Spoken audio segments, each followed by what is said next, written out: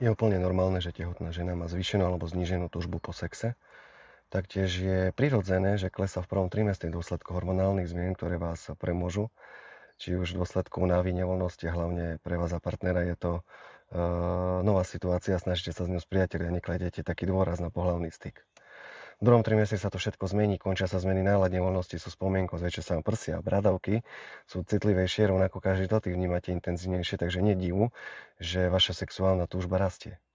V treťom trimestri je tehotenské brúško s motiváciou v kreativite pri hľadaní sexuálnej polohy.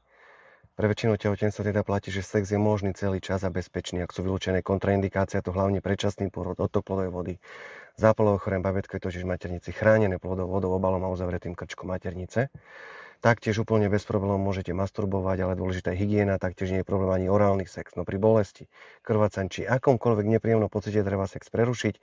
Malé špinenie po styku je nezávažné. Nechránený sex je taktiež bezpečný, ale so zdravým partnerom. Ak ich náhodou striedate, tak odporúčam kondóm. Určite to všetci chcete využiť. Takže takto.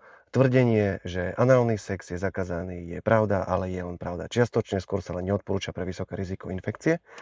A ako to je po pôrode, tak po pôrode tých 6 týždňov snáď vydržíte. Je to totiž dôležité pre regeneráciu a maternice a hojenie porodných poranení, takže takto.